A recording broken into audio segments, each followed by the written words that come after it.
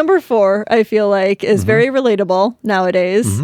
Social media. Yes. What does her social media look like? Yes. I think there's a few things that we can point to that are green flags. Hey guys, welcome to the Emily and Todd Podcast. Today we are talking about the 5 biggest green flags to look for in women. Before we get started, please remember to like and comment under this video, as it does really help with the YouTube algorithm. All right, Todd, I think that we came up with a pretty solid list of 5 things that if guys see in a woman, it's a really good thing. Absolutely. These are not small things. No, these are really big things, and they should be paid attention to. Yeah. So let's dive right into it. Yeah, let's do it. The first one that we came up with, and I love this one because I talk about it pretty frequently on my TikTok. It's the level of effort that you're seeing from her. Yes. So that can look like a lot of different things, but you can see it pretty early on. Absolutely. In the talking stage.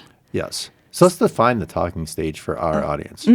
Because there's so many different stages. To me, the talking stage would be that after you connect on some level, if it's a dating app or it's a DM on Instagram or it's a cold approach, you get a number. It's that kind of time period when you're able to make that connection and prior to a kind of a first date. Right. Once you're past that first date, that's sort of really the end of the talking stage. Yeah. Then I would say then you're dating. Yes. And that doesn't, especially if you set up a second date. Right. So typically, people nowadays in the talking stage, it looks like a lot of texting. It could look like even still talking within a dating app, if that's how you met. So the green flag part of this would be, let's say she's texting you and replying. Well, let's step back even. Let's say you do meet on a dating app or somewhere that's not on your phone. I would say that part of the level of effort is how willing and open is she to create communication with you via texting in the first place, or FaceTime, or having a phone conversation even. So that's if you've met off the dating app or on? Even if you've met on the dating app. Either way. It's taking it off the dating app and then pretend, there's the joke of saying, let's pretend like we didn't meet here.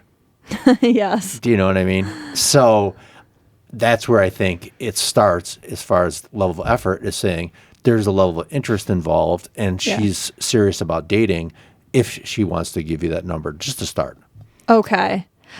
There's one caveat I would add to that, though, because this has happened to me in the past, is I've been hesitant to give out my actual phone number. Other women have experienced this, and I myself, where you end up talking to somebody on a dating app and you do give them your phone number and they end up being not the greatest person, and you can block them, and I've done that, block their number, after being very clear, not interested anymore, please don't contact me, there's really no reason to to contact.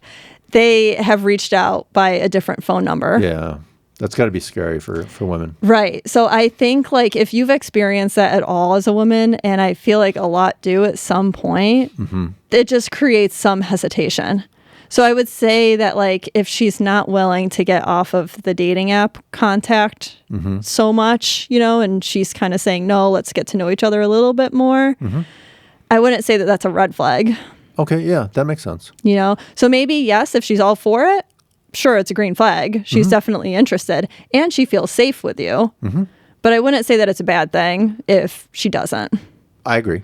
Yeah. I was just stating that if you guys really have good conversation connection and you say, hey, let's take it off this app, because a lot of times with apps, it ends up being, it's not as seamless as it would be with texting. No, people don't go into it all the way. You may not have your notifications set to your phone. Exactly. So it'll take hours to respond. Yes. So response rate, that's a huge thing that I hear complained about, where a guy will text and then it's like a 2-hour delay before she texts back.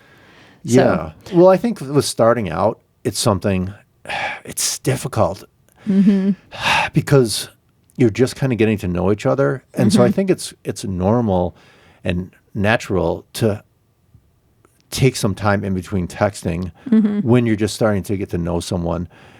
but it can't be too long. It's just there's kind of that middle ground area.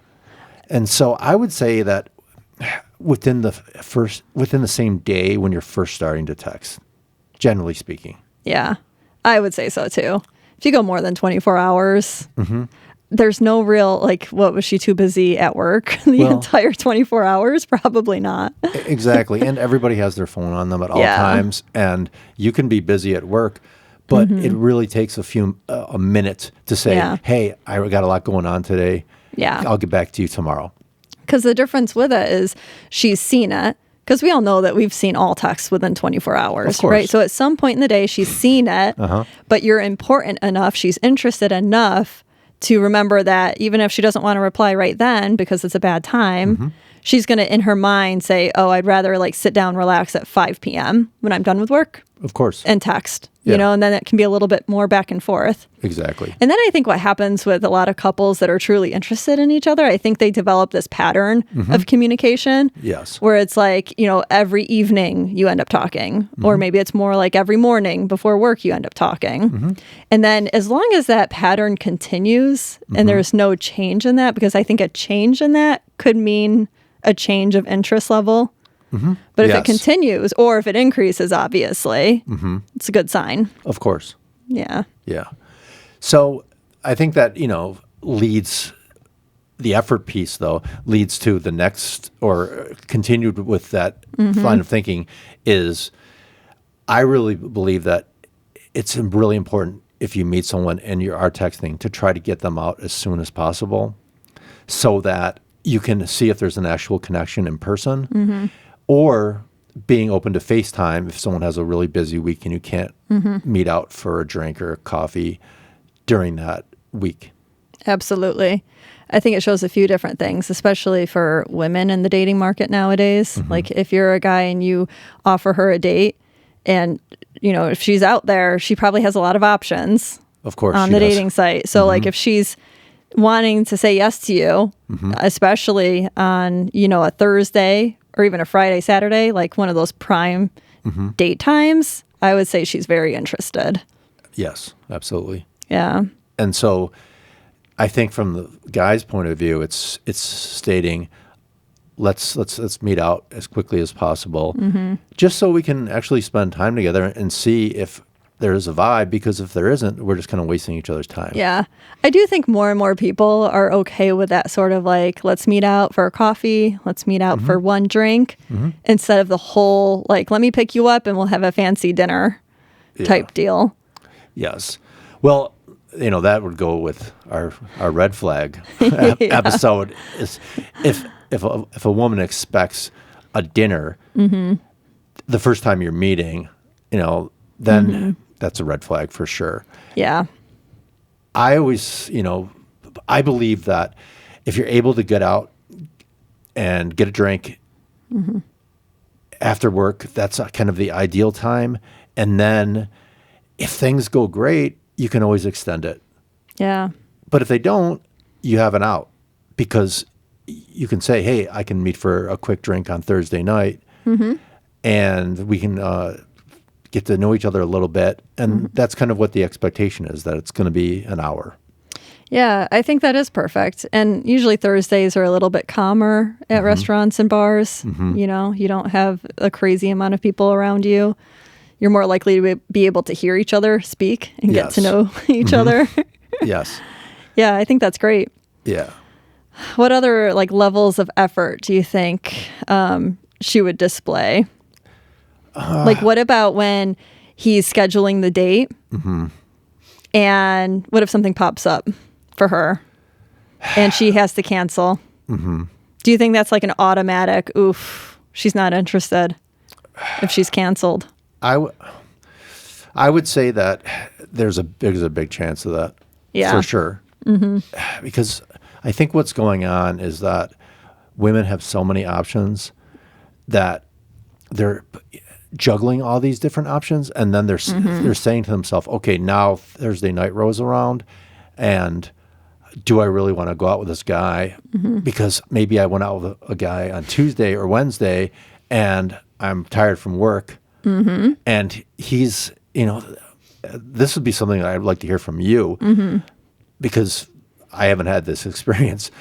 But when you were dating, as far as were you ever talking to multiple guys simultaneously? And, yes. And so did you ever almost kind of have a ranking system in your mind as far as kind of who I'm most interested? There's always one that you're most interested in, right? Okay. So this is what happens, especially once you're planning dates, is that if she ends up going out on a date and he really spikes her interest, it's going to make it really hard for any of the other guys that she's talking to. It's really difficult. She's most likely going to cancel on what all the other guys, and she's going to like try to see this guy more and try to see if she's really interested in him. So the reality is that you don't know if you're the backup or you're the starter.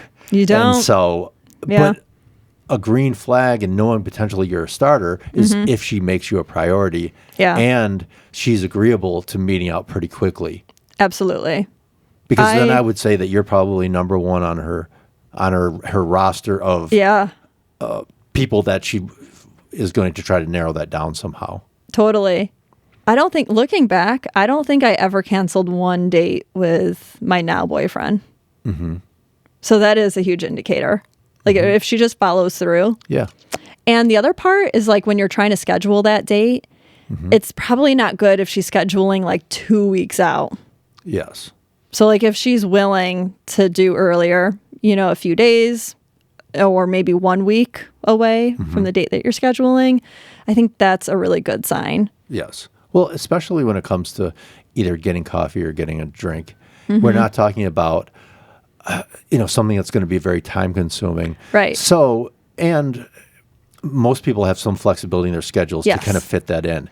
And so if you're able to ask her, what are you doing in 3 days or whatever, and she's open to that and she follows through, then definite green flag. Yeah. Because you're right, because everyone has a little bit of time. It's more about that emotional energy, right? Because right now she might want to focus on somebody else. And so she's pushing your date out as the fallback. Yes, exactly.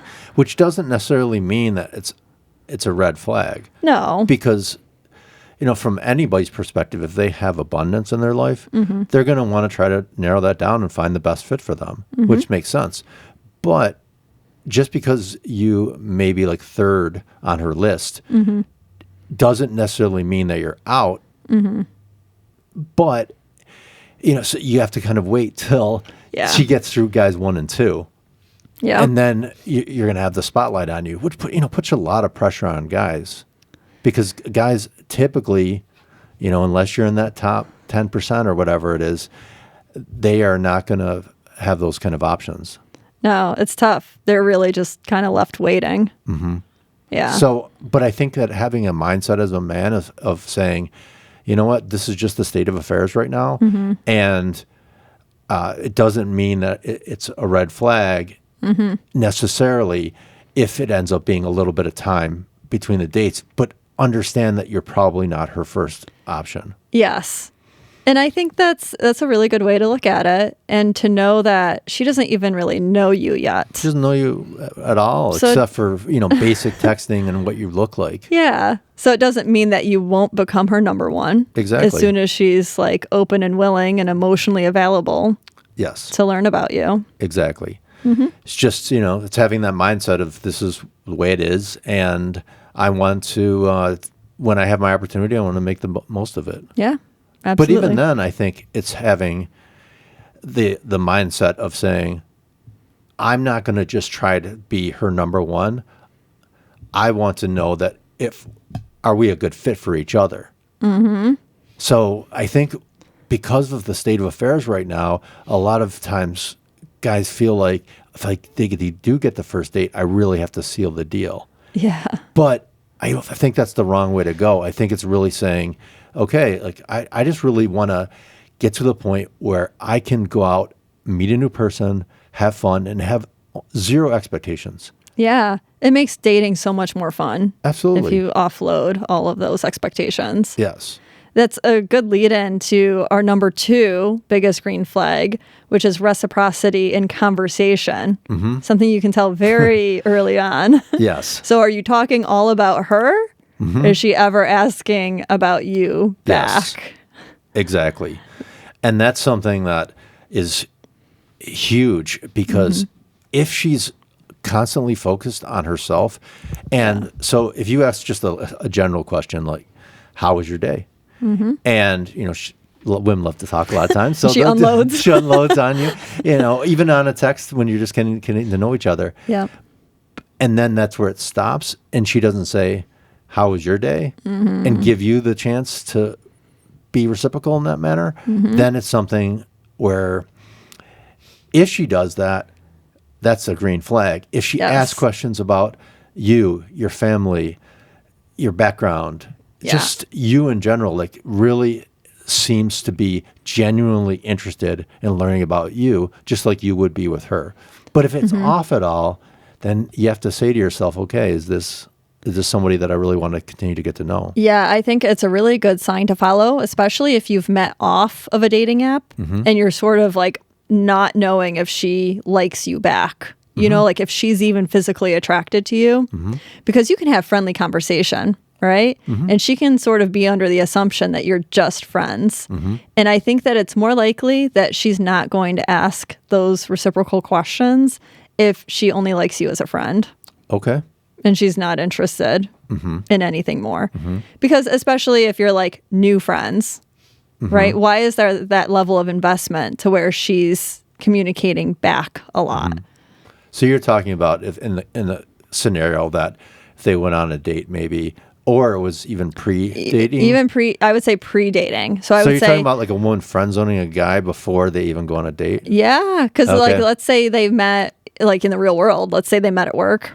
You know, and like, or even I've seen it where, let's say they meet on social media, where it's not clear that both of them are really looking to date someone. It's not clear that they're both interested in each other, because at least on a dating app, you've both swiped on each other. Like you're physically attracted to each other. Yes. You don't have that indicator elsewhere. And so you're sort of trying to figure that out, I think, in conversation. And so if she's not giving you that energy back, I just think that's a big sign that she's not interested in you as like an intimate partner. Yeah, but then I think if you have those interests towards her and you realize that she's not giving that back to you, that you are in the friend zone and she's kind of relying upon you for that emotional support. It can totally turn into friend zone. Yes. Exactly. Yeah. And that's not what you want to be. Nope. So as soon as you discover that, I think it's moving on. But if I think I agree with you 100%. If she's asking you these questions, if she's prying into your life, trying to get to know you, asking about your friends, you know, your interest, all those different things, then it's clear that it's smooth. She's seeking, right? So like women have all their boxes that they want checked. And she's seeking to fill out her form for you to see if you check all of her boxes. Because she has a lot of options. Like, so she's not going to be wasting her time without anyone. Yeah, that is actually very true. I remember I had one client that I worked with. It was this woman, and she had gotten divorced. And she literally brought into the session a list and boxes. And she said, and when she met the guy that she filled all those boxes, she got married to him. She had a kid within 6 months. That's sort of amazing. Like she knew what she wanted. Yeah, but it was all based on checking boxes. And it was all mostly like, am I attracted to him? Does he make enough money? Is he like a decent guy? All those types of things. But there was this big list that she had, and it didn't honestly take her that long. Yeah. And the reality is that there wasn't anything special about her. If anything, like those were red flags I was seeing, and I was trying to say, why don't you just spend time to get to know the person? Let's just things develop organically. Yeah. And she was like, no. She didn't have I have time to waste. No, she didn't, because she wanted to have another kid. That's what it is. See, especially if she's running against her biological clock. Yes. I think a lot of women, first of all, a lot of women, even in their 20s, I think, have a list. Anyone that's been dating, frequently and hasn't been in like a long-term relationship, I think they have a checklist for sure. Yeah. So if you're getting berated with those questions, it's actually a good sign. Yeah, it's actually a good sign for some people, for sure. Yeah. Not that we would recommend that, right? Because that could be like overwhelming, especially if you're trying to figure out everything you don't about somebody on the first date or even before. Well, here's my rule of thumb is that all relationships, I don't care what they are. I don't care if they're friendships. I don't care if they're romantic. It takes time to get to know someone. And it's like an onion. You have to peel it back. And you want to do that in a mindful manner, but a manner that gives it some time. Because the reality is that everybody tries to put their best foot forward. One of Chris Rock's famous jokes was, when you're first dating someone, you're not dating them, you're dating their representative. Oh, that's so true. Yes. And so and that's why it was so funny. So I think it's saying to yourself, okay, I want to take my time and get to know this person, but that it's consistent. Yeah. From her perspective, as far as that reciprocity, but it's also not too quick either. So it's just organic. It's one of those things where it takes some time, and allow that time to happen.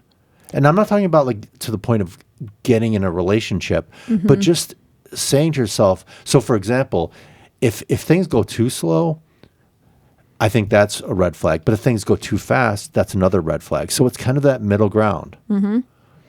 Where, for example, when you start dating someone, maybe you see each other once a week for 2 to 3 weeks, and then add another day to that. You don't see each other every single day. No. For a long period of time.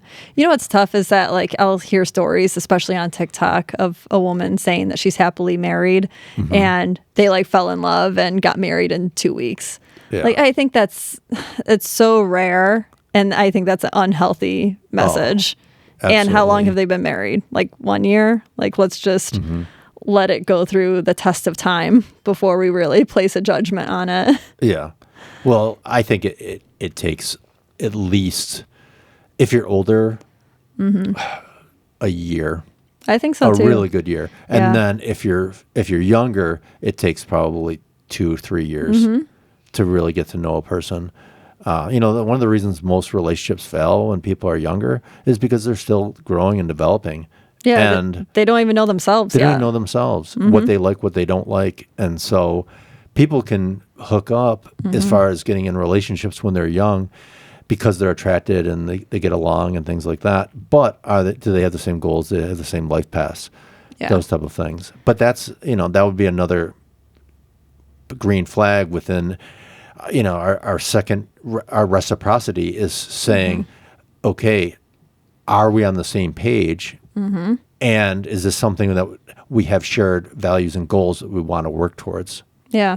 But talking about that and opening up. Yeah, and I totally agree with the point that you made about letting it be organic. And I think another sign of that is that they're not following any of these like texting rules, right? Yes. That like some of that goes out the window. That like she'll text first sometimes. She'll just text you when she wants to text you, and you'll text her when you want to text her. So that might look like sometimes double texting. Yeah. Which is something that I've heard the red pill is very much against. Yes. But in truth, like I just think that's a game. Exactly. If you're not, if you want to do it, but you're like, oh no, I was the last one that texted her. I can't do that now. Yeah. I would say the rule of thumb is getting to the point where, especially because you don't know the person that well, it's something that you want to get to the point where you say to yourself, I want to be who I am as if I knew this person for a while. And if that's a turnoff to her, if you end up double texting, because let's say you found a really funny TikTok or something you wanted to send to her, and send it. Like, don't wait until she sends the next text to then be able to bring that out. Yeah. Also, Because if she responds to it positively, that's a green flag. Total green flag. And if she watches any kind of like video that you send to her and she takes the time and then she talks about it with you, absolutely, huge green flag. Huge green flag. Yeah. And what's really sad is that that's the opposite is really true. Yeah. Is that if you send someone a video or something interesting and they don't watch it, or they take a lot of time, or they don't give feedback, then it's something where, are you really wasting your time? Yeah. At least in the talking stage. Because I know, like, once you're in a relationship, that happens all the time. Yeah. You know, where husband and wife will send themselves stuff and they don't actually pull it up and look at it. But that's different. Yeah. Because you're not, trying to impress them. Exactly. But, early talking stages, you're really interested in them and you want to make a good impression. So you're going to watch that stuff that they send you. Yeah. Yeah. Yeah. Yeah, definitely then. I would maybe disagree a little bit more. I would say that ideally throughout the relationship at some point, maybe it's not right away, that they would look, because you took the time to say whatever content I'm sending is because of the fact that I thought you'd be interested in it, or I thought you'd find it funny, or whatever it may be. And so that was effort on your part. So if she's sending you that stuff, that's another huge green flag. Ooh, I didn't even think about that. That's true. Because she's watching something and thinks of you. Exactly. And so, yeah, I've definitely experienced that, where you then get people who are sending you stuff. And I don't care if that's just a meme. It's something where it shows effort on her part and it shows interest. So, I mean, hypothetically, she could be doing that with 7 different people. Yeah. But I think that you'll see that drop off if she's really not interested pretty quickly. And there's something to be said about matched energy. So like if you've sent her a meme and then she sends you a meme back, maybe not right away, but like at some point that becomes like a normal thing. Yes. Or if you send each other voice messages or you call rather than text and she matches your energy. Yes, absolutely. Huge green flag. Huge green flag too. And the one thing I would go against, another red pill ideology when it comes to text game, is the fact that what they'll say a lot of times as far as matching your energy is, in order to get in the door, specifically match her energy. So if she's low energy, then instead of responding, they'll say like, just send a thumbs up or something like that. No, yeah. Do you know what I mean? It's such a game. Yeah, exactly. And so what the mindset is that you're trying to re-engage her by push-pull dynamic. That's but tough, if you though. need to do that, that's showing right now that this is not where you want to go with this. No. And if anything, it's a headache. Yeah. Right? And if anything, it should be the opposite. Like if you feel like she's backing off, like you should be texting her something interesting for her to re-engage. Or I would say, and this is going to sound really blue-pilled, but like I just don't care at this point, is if you feel like she's backing off, you talk about that. Oh, yeah, bring it up. Yes. Right to her face. Because I think that shows emotional maturity. Call her out. But not in an angry manner at all. Just be very assertive and say, hey, is everything okay? Because I haven't heard from you in a while, and I just wanted to check in and make sure we're on the same page, or whatever it may be. And then you're going to get a good answer, because if she says, oh, everything's great, but if then it continues, she wasn't being honest with you. Yeah. But, sometimes a lot of people do have a lot of things on their plate. Yeah. And they want to kind of, like you said earlier, be in that right mindset. But if you call them out and they apologize, and then they remedy that behavior, then that's a green flag, because people aren't perfect. No, and you're essentially bringing to her face that this is important to you. Yes. And this is what you need. Yes. So then if she changes her behavior because you've already stated that this is what you need and she wants to meet what you need, huge green flag. Yes. Yeah. Yeah. So don't pay attention to these text games. I think it's nonsense. I feel like that's just how everything fizzles out very quickly. It's like a mutual ghost. like, oh, if she's not texting you, you don't text her. And then what? Like, no one's going to be Well, didn't you say you had a out. friend that happened to? Yeah. So I have a friend that she's very traditional. So she always wants the guy to text her first. Okay. And there's been multiple times now where she's had a mutual ghosting going on, right? But she'll claim that he's ghosted her. Okay. And I try to tell her, like, well, like, first I have her explain what has happened. And so her belief was that after she texted last, which was typically at nighttime, as they were saying goodnight, she would be the final text, which led to her belief that then he should be the one texting next. And so she would refuse to, like, even if it was the next night and she hadn't heard from him, or 2 days and she hadn't heard from him, like, she was never going to text him. So if he did not eventually text her, and he could be thinking the same thing. Yes. Because in my thought, like, I think the next day is a reset. It's like whoever wants to go first now. Yeah. And if that's how he's thinking, he sees that she's never texting him first, never putting in that effort.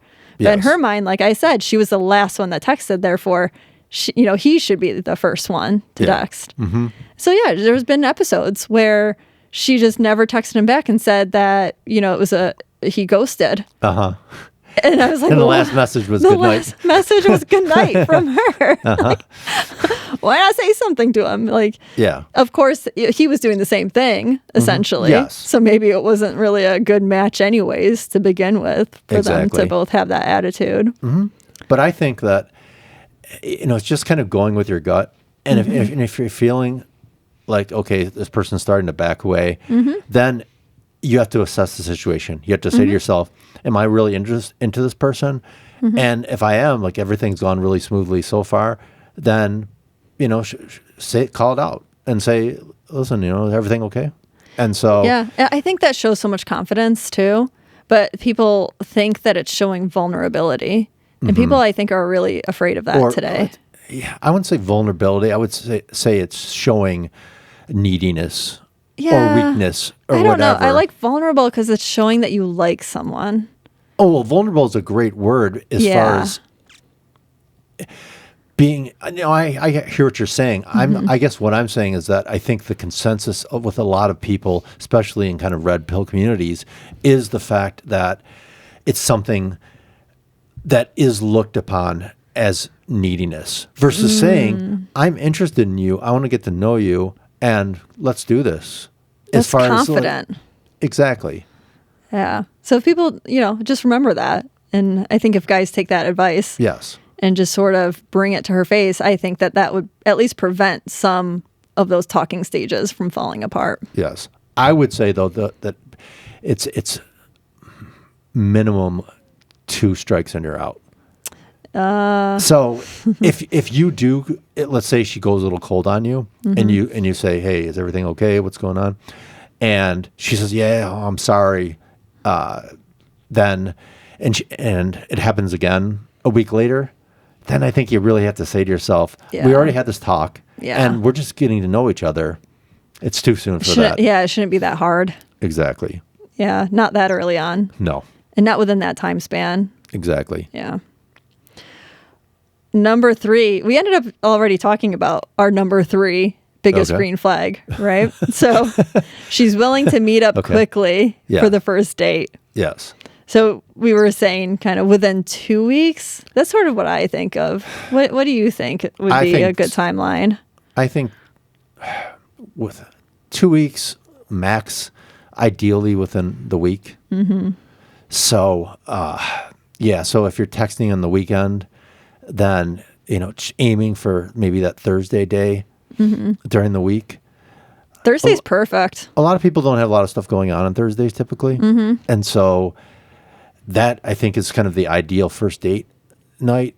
And if you can't do it, then try to move it to maybe a Tuesday or Wednesday of the following week.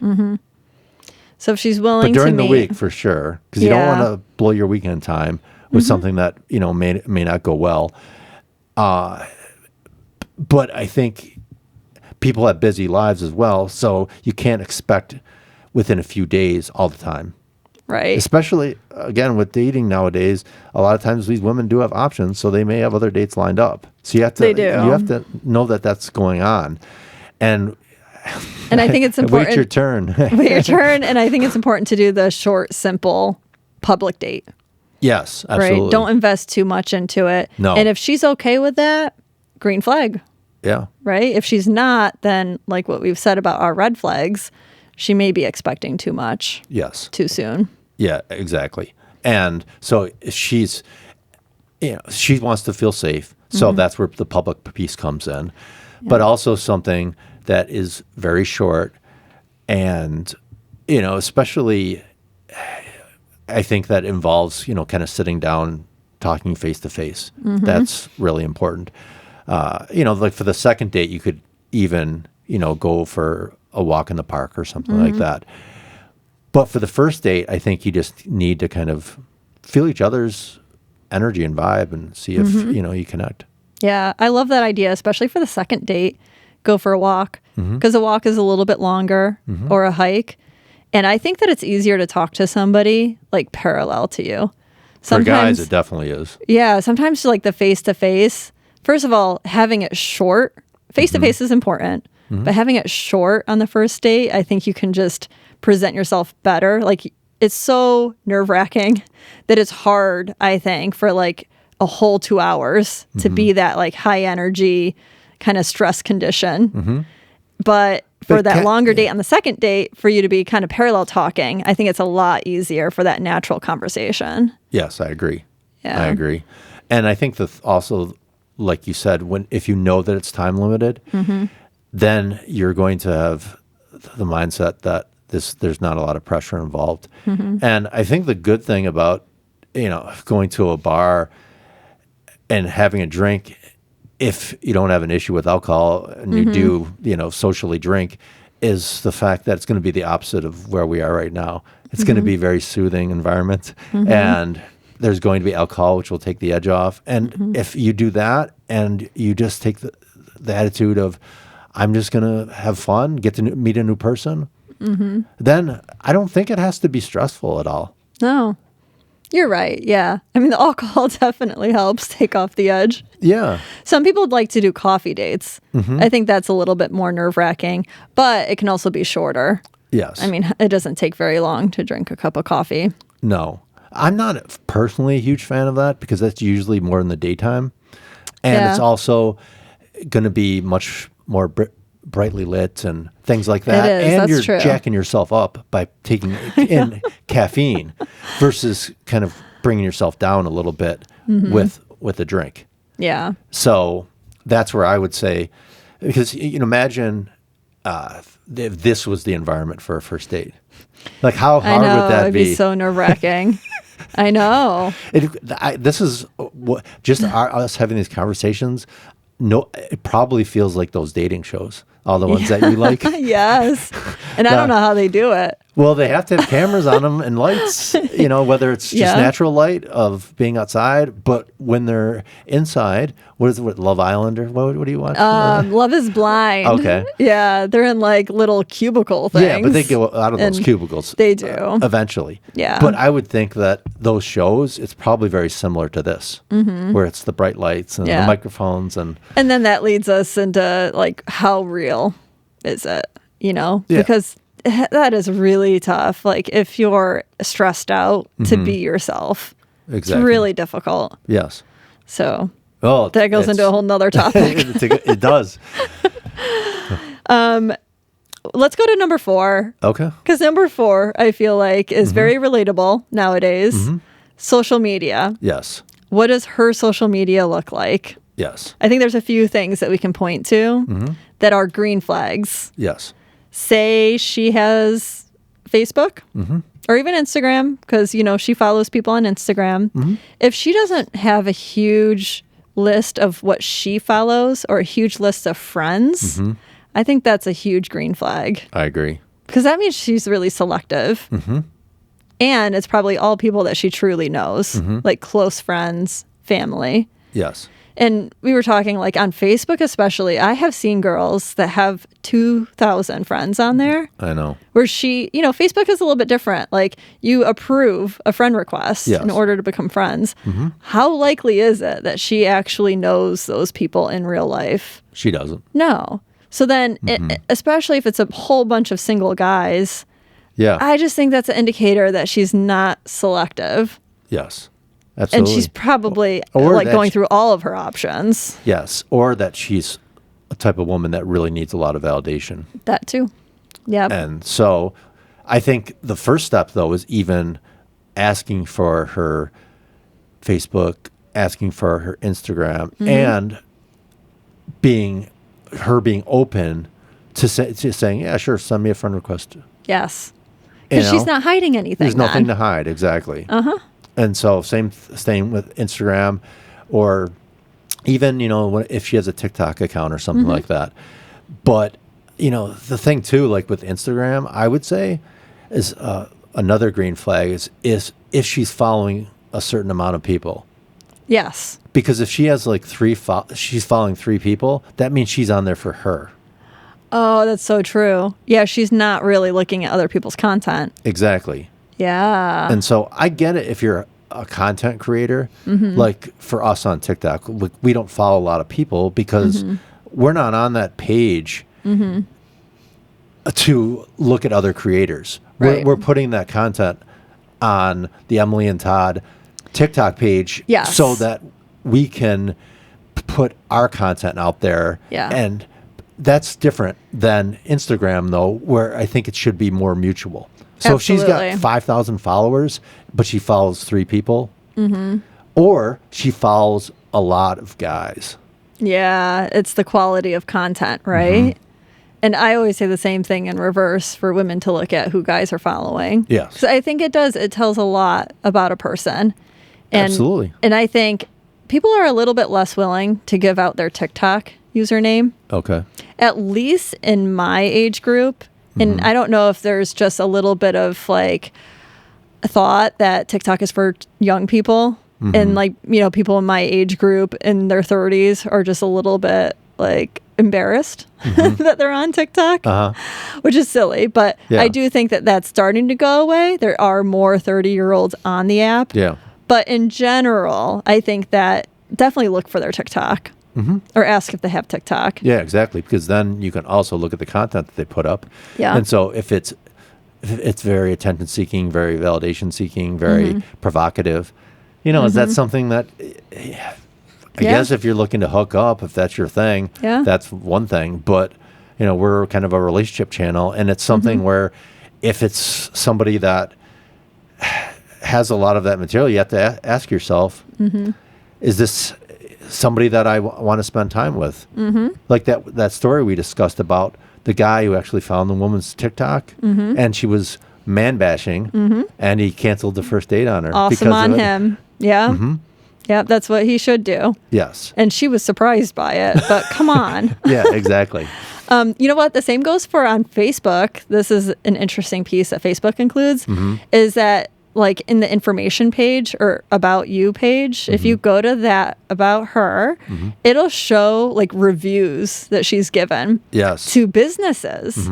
And I think it's very important as a man, if she has any of those, go look at that. Yes. Because if every review is very negative and complaining, I think that might be a little bit of a red flag.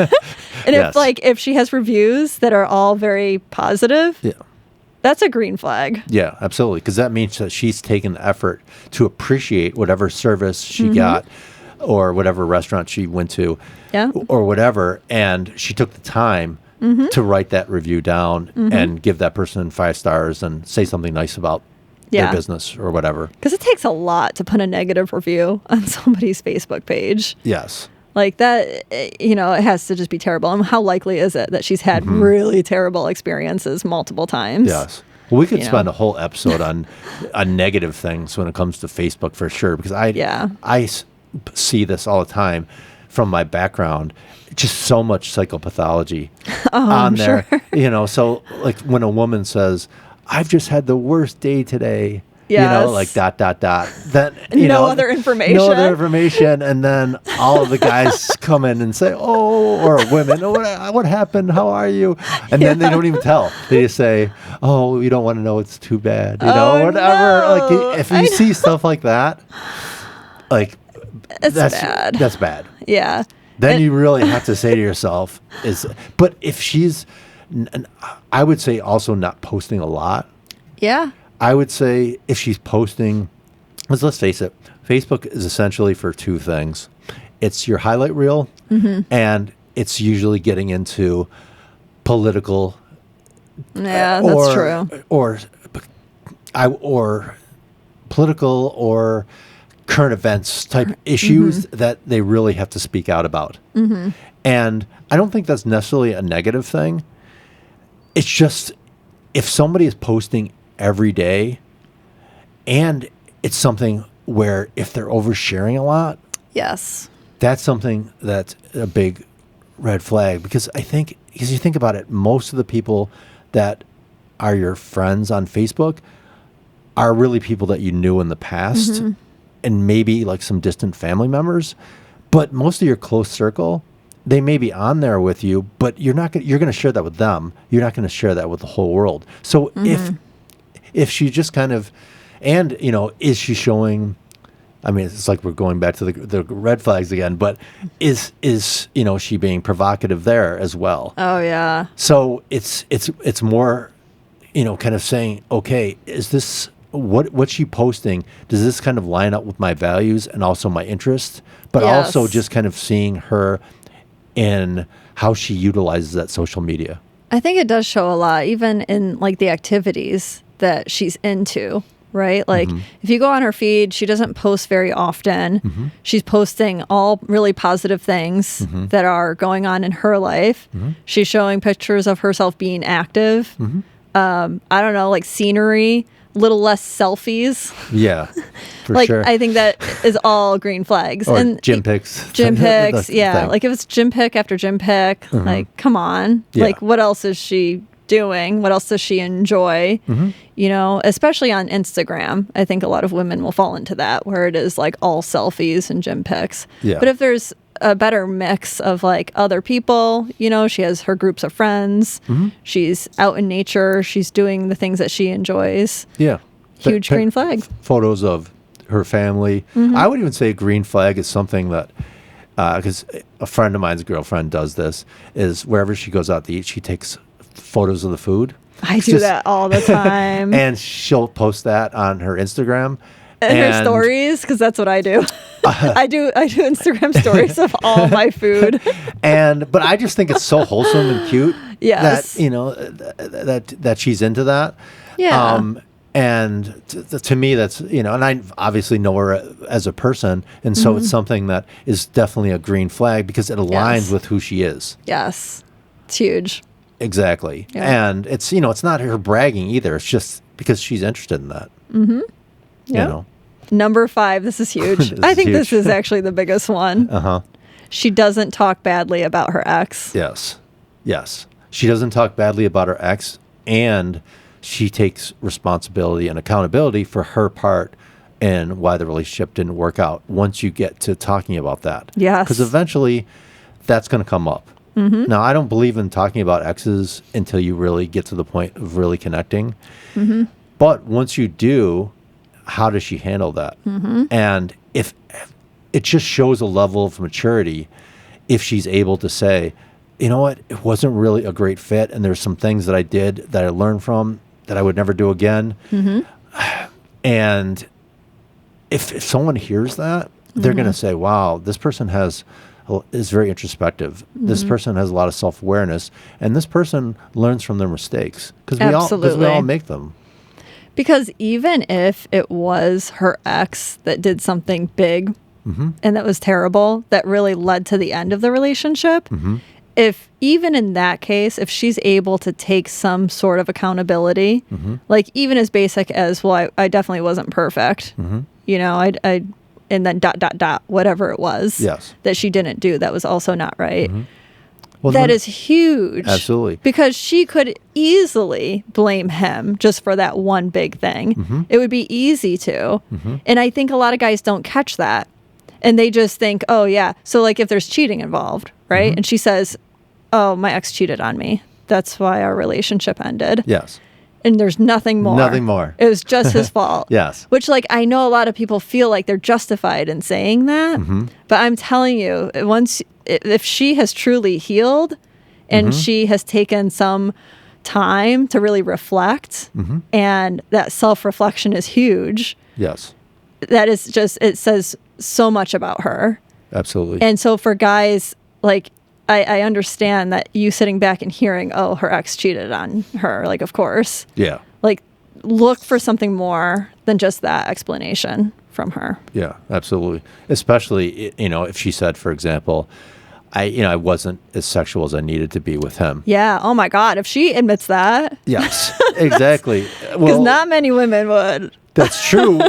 But that would then put some context into the situation. Yes. And it's, I would never say that cheating is ever justified. No. But at the same time, it's something where then you're able to understand the person more and she's able to take accountability. One of the things that I always did when I worked with couples is I would have the person who was talking talk about what they needed to do better, not what their spouse or their partner needed to do better. Because what happened is that would then stir conversation, and it would be modeling what you need to do in the future as far as taking responsibility and giving. So instead of saying like, oh, he never does this or he always does that or whatever, first of all, there's never any absolutes. No one ever does or never does anything. But to really focus on, okay, why are we here? What could I have done better?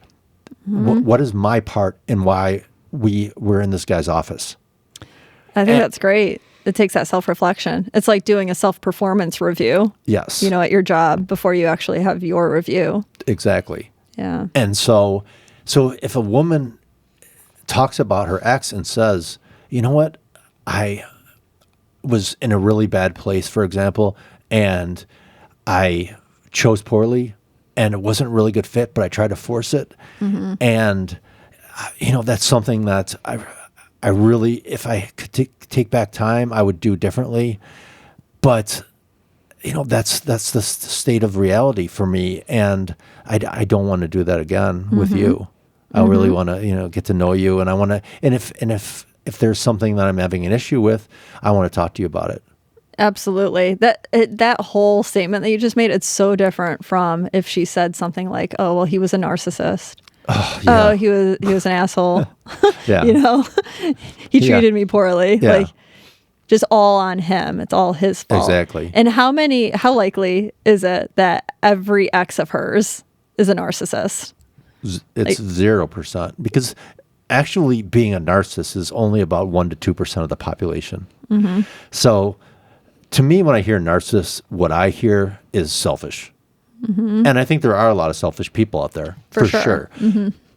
But at the same time, it's something where, why did she choose somebody who was selfish? Or why did she stay with somebody who was selfish? Or, because I think that narcissist, because that's so huge right now, is just code for that. I think so, yeah. But it's something that if they can say, you know what, he was really hot and he looked really, we looked really good together, and I was hoping that he would change, but he didn't, and I stayed, too long. He showed these red flags early, and I should have really pulled the plug, but he was just so cool or great or whatever in other areas. Do you know what I mean? Because the reality of who we are as people is that we all have different sides to us. Absolutely. And so if anyone says that they're perfect or they're trying to find perfect, they are out of their mind, because it doesn't exist. It's finding what's good for you. what's a good fit for you. Yeah, because imagine then being in a relationship with somebody like that. Like Exactly. that's never going to work out unless you're the one that's always in the wrong and always apologizing. And Exactly. how likely is that going to work out? No, You're definitely not going to be happy. No, it's gonna be terrible. Yeah. Versus taking responsibility, because the reality is that it's, there's always going to be things that come up that we don't handle ideally. Mm-hmm. It's just, we try our best, I think, most of the time as human beings to try to kind of work through things. But oftentimes we fall short. And taking responsibility for that is huge, because that's what ends up mending wounds. Mm-hmm. What do you think of the question, especially like on the first date, where somebody asks, well, why are you single? Mm-hmm. I think it's being honest about the real reason why you're single. And I think that's like when the whole ex conversation can come up. Yeah, Potentially. Sure. Potentially, sure.